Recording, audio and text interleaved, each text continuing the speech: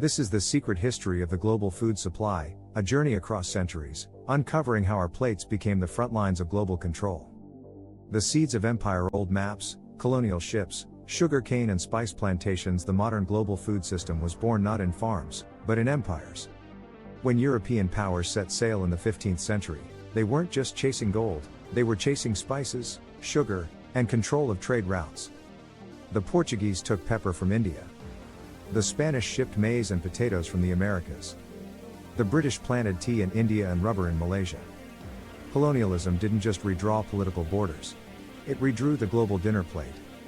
Crops were uprooted and transplanted across oceans. The sweet taste of sugar? It came at the cost of millions enslaved on Caribbean plantations. The potato, once a humble Andean crop, became Europe's lifeline, and later, its downfall during the Irish famine. Empires built global menus, but they also built global dependencies. The Industrial Revolution footage, early factories, steam trains, fertilizer production. By the 19th century, machines took over fields. The Industrial Revolution didn't just change how we worked, it changed what we ate. Canned foods fed growing cities. Railroads carried meat and grain across continents. And then came a quiet revolution, the Haber-Bosch process. This single chemical discovery allowed humanity to feed billions. Artificial nitrogen fertilizer made modern agriculture possible, but also tied it to fossil fuels. With fertilizers came abundance, but also pollution, soil degradation, and dependency on oil. The balance between nature and technology began to tilt dangerously. The Cold War and the Green Revolution. US food aid programs, Indian wheat fields, Cold War propaganda films. After World War II, food became a weapon in a new kind of war, the Cold War. The United States and the Soviet Union both used food aid to win allies and influence nations. Food for peace, feeding the world while defending freedom. But there was another, deeper revolution growing in the fields, the Green Revolution.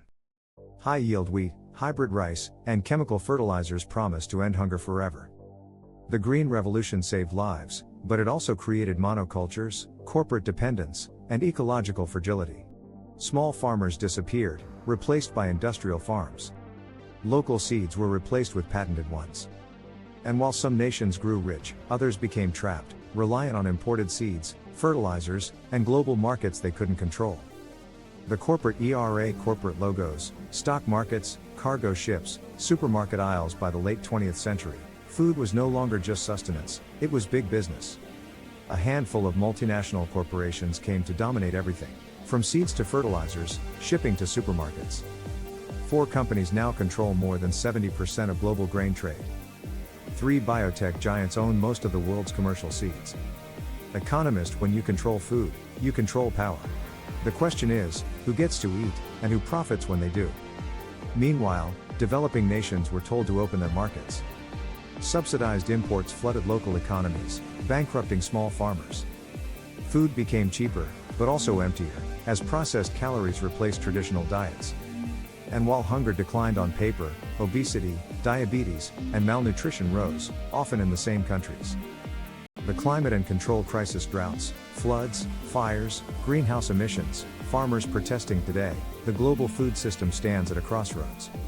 It's responsible for nearly 1/3 of greenhouse gas emissions, and it's collapsing under the weight of its own success. Climate change is reshaping what we can grow and where.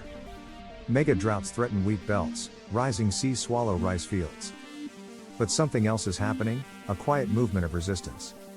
Footage: local farmers, seed banks, rooftop gardens, regenerative farms. From Kenya to Kansas, farmers are reclaiming control, saving indigenous seeds, regenerating soil, rebuilding local food webs. They're rewriting the story that began with empire, a story that could end, or begin anew, with resilience. Families sharing meals, markets bustling, sunrise over fields. The secret history of the global food supply isn't just about power, it's about people. Every bite connects us to centuries of struggle, innovation, and survival. What we eat is more than a choice, it's a legacy. And the next chapter of our food story depends on what we choose to grow, share, and protect, together.